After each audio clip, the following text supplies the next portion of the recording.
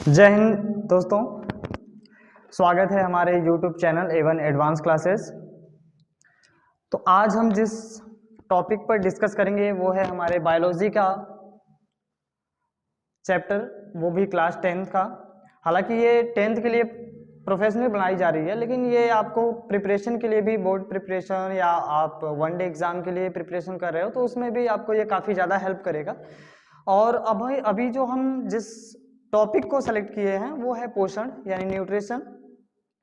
आज हम इस वीडियो में देखेंगे पोषण क्या है, पोषण का परिभाषा देखेंगे और साथ ही साथ पोषण की आवश्यकता हमें क्यों पड़ती है इसके बारे में हम लोग जानेंगे कि क्यों हमें पोषण की आवश्यकता पड़ती है। तो आइए हम लोग टाइम वेस्ट ना करते हुए डायरेक्ट टॉपिक पर आते हैं। तो सबसे पहले हम देखेंगे पोषण की परिभाषा।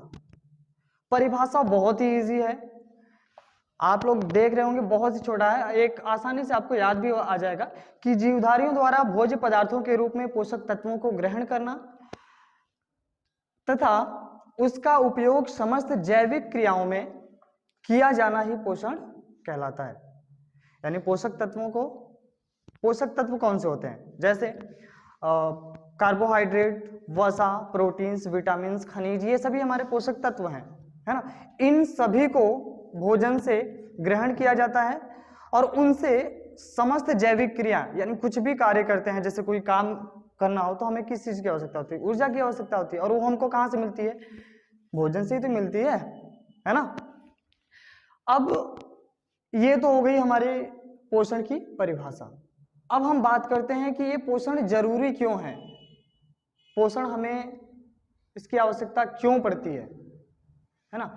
देखिए, सबसे पहले यहाँ पे कुछ पॉइंट्स दिए गए हैं, 4 पॉइंट दिए गए हैं। ऊर्जा के स्रोत, पोषण जो है ऊर्जा का स्रोत है, यानी बिना भोजन किए हुए आपको बोला जाए कि बिना खाना खाए काम करो, है ना। इस समय खेत की खुदाई हो रही है तो खेत खोदना है, 2-4 दिन से भूखे हो, खोदोगे खेत को? नहीं, छोड़ के भाग जाओगे, है ना।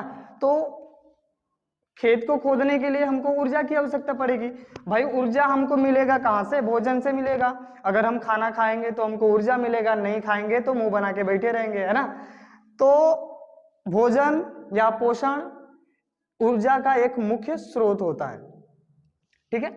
अब दूसरी पॉइंट हम देखते हैं, रोगों से प्रतिरक्षा। अभी कोरोना काल चल रहा है, हमारे शरीर में पोषक तत्व रहबा नहीं करेगा, एकदम नहीं रहेगा, है ना। कोरोना वायरस आएगा, पास में आएगा और तुरंत आपको एक्टिव कर लेगा, है ना। तो इसलिए हमारे शरीर में रोग प्रतिरोधक क्षमता होना बहुत ही जरूरी है, और वो रोग प्रतिरोधक क्षमता कहाँ से मिलेगा? हमको भोजन से मिलेगा। जी हाँ बच्चों, हमको भोजन से मिलेगा। भोजन से हम पोषक तत्व, ऐसे भोजन को हम ग्रहण करें जिसमें पोषक तत्व प्रचुर मात्रा में पाए जाते हैं।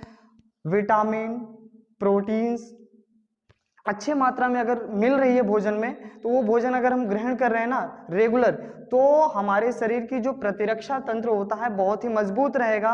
और जब हमारे शरीर का प्रतिरक्षा तंत्र बिल्कुल मजबूत रहेगा तो हम किसी भी बीमारी से, हमारी कोशिकाएं जो होती हैं लड़ सकती हैं और हमें जो रोग कारक होते हैं जल्दी से बीमार नहीं कर पाते हैं। तो इसलिए हमारे शरीर में रोग प्रतिरोधक क्षमता बढ़ाने के लिए पोषक तत्वों की बहुत ही अधिक जरूरत पड़ती है। अगला पॉइंट हम देखते हैं, शारीरिक वृद्धि। अगर हमारे शरीर की अच्छे से ग्रोथ चाहिए, हमारे शरीर की वृद्धि चाहिए, हमारी ब्रेन अच्छे से विकसित हो, तो उसके लिए भी पोषण की बहुत ही ज्यादा जरूरत होती है। खासकर 5 साल के बच्चों की अगर हम बात करें तो उनमें पोषण की बहुत ज्यादा जरूरत होती है। जन्म से लेकर के 5 साल तक के बच्चों को पोषण अगर सही मात्रा में ना दिया जाए तो वह बच्चा कुपोषण का शिकार हो जाता है। कुपोषण ये काफी ज्यादा पूछा जाता है, कुपोषण किसे कहते हैं भाई? इसका हिंदी हम देख लेंगे ना, संधि विच्छेद कर देंगे, ऑटोमेटिक इसका अर्थ आपको समझ में आ जाएगा। कु मतलब होता है कमी, पोषण मतलब होता है भोजन, यानी भोजन की कमी से होने वाले रोग को हम कहते हैं कुपोषण, ठीक है। तो ये होता है कुपोषण। अगर 5 साल तक के बच्चों को अच्छे से पोषक तत्व नहीं दिया जाता है तो उस बच्चे को कुपोषण होने का शिकार बहुत ज्यादा चांसेस बढ़ जाते हैं। इसलिए खासकर छोटे बच्चों को अच्छे ढंग से पोषक तत्व दिया जाना चाहिए, है ना। अब अगर हम बात करते हैं अगले पॉइंट की, शारीरिक टूट फूट की मरम्मत, यानी हमारे शरीर में कहीं फ्रैक्चर हो जा रहा है, कहीं किसी प्रकार का इंजरी हो जाती है, कहीं कट जाता है, तो उसकी मरम्मत के लिए, उसको जल्दी स्वस्थ होने के लिए हमें पोषक तत्वों की या पोषण की जरूरत पड़ती है।